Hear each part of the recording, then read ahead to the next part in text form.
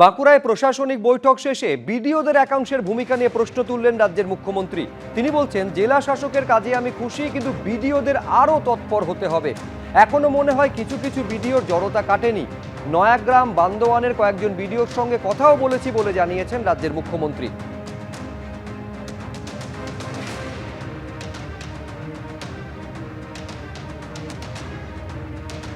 নরেন্দ্র মোদীর গ্যারেন্টিকে বিশ্বাস করে আমাদেরকে ক্ষমতায় এনেছেন, সেটা আমরা যাতে করতে পারি। আমি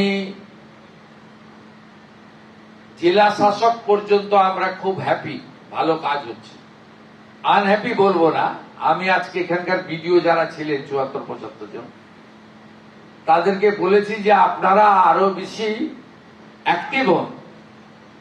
যাই সিদ্ধান্ত বিধায়ক, ডিএম, সরকার নিক না কেন, ইমপ্লিমেন্টেশন আপনাদের কাছে।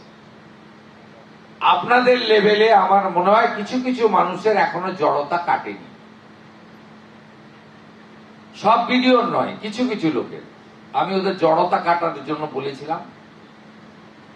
এবং আমি অনেক বিডিওদের, বিশেষ করে অর্থনৈতিক এবং উন্নয়নের ক্ষেত্রে পিছিয়ে থাকা ব্লকগুলি, নয়াগ্রাম, বান্দোয়ান, বিডিওদের সঙ্গে আমি ইন্টারাকশনও করেছি, ২-৩ জনের সঙ্গে।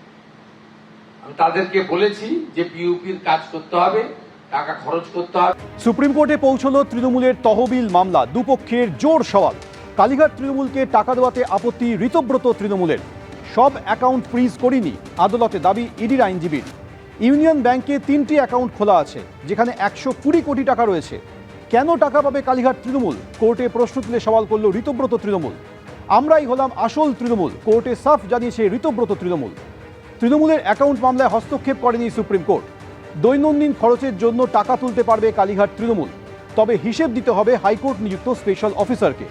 কালীঘাট তৃণমূলকে কিছুটা স্বস্তি দিয়ে এই নির্দেশ দিয়েছে সুপ্রিম কোর্ট। এটা আমাদের পক্ষে খুশি হওয়ার ব্যাপার, তার কারণ আমরাই তো আসল তৃণমূল, বাকিগুলো তো নকল তৃণমূল, দলছুট, বিশ্বাসঘাতক তৃণমূল। আমাদের যে খরচ করার অনুমতি দিয়েছে সুপ্রিম কোর্ট, এটা আমাদের কাজের সুবিধা হয়। তারপর হাইকোর্টে বিচার হোক, হাইকোর্ট যা বলবে সেটাই। আমরা একটা ধাপ এগিয়ে গেলাম স্বীকৃতি। এবিপি আনন্দ, এগিয়ে থাকে, এগিয়ে রাখে।